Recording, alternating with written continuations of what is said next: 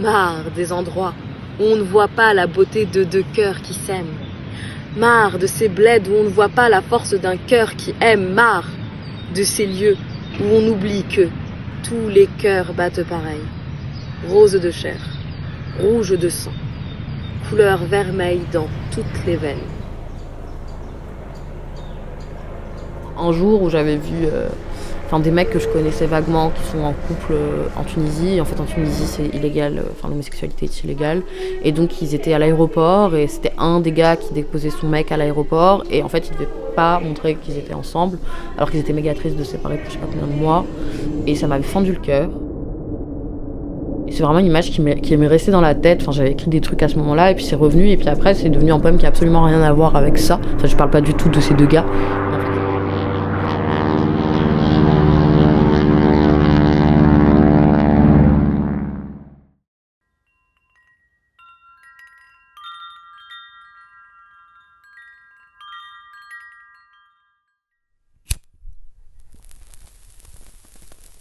Ouais, c'est un mec que je rencontre un dimanche après-midi dans ce club-là et on va discuter et puis on s'embrasse.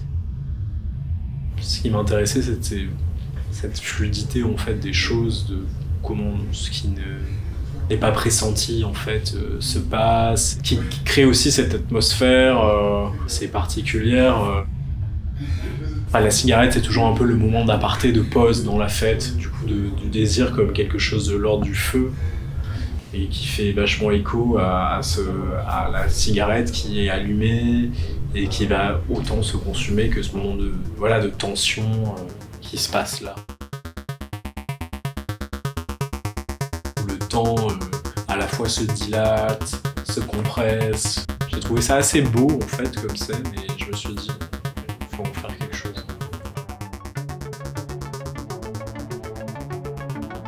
Le tabac accroche, le nez, la gorge, dessous ta bouche approche.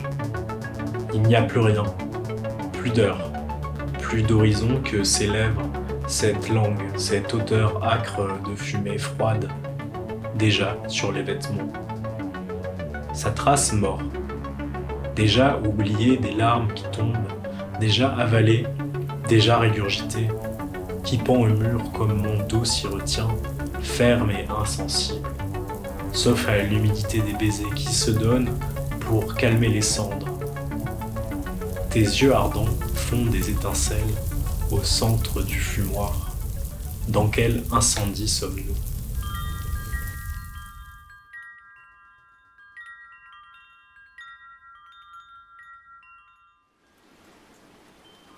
De la mort de la mère, on ne se remet pas. J'ai vécu jusqu'ici des réserves de mon sac vitellin. Les feuilles bougent, à nouveau les feuilles.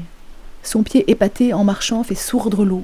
Lui pourrait être un sourcier et les plantes au passage. Et vous voyez, je suis dans le parc de Saint-Cloud, je suis là, je parle de ma mère, j'écoute de la musique, je pleure beaucoup parce que j'évoque ma mère qui est décédée peu de temps avant. Et tout d'un coup, je fais naître mon imaginaire.